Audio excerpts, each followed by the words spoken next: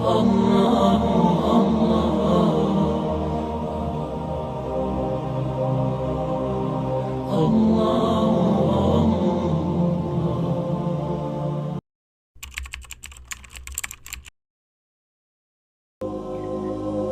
इलाहा इल्ला अंता सुबहानका इन्नी कुन्तु मिनज़ ज़ालिमीन।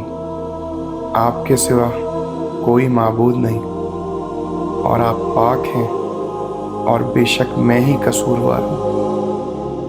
ये हज़रत यूनुस अलैहिस्सलाम की दुआ है जो उन्होंने मछली के पेट से मांगी और अल्लाह सुब्हानहू व तआला ने उनको माफ़ कर दिया और उनको खुशकी पे निजात दी।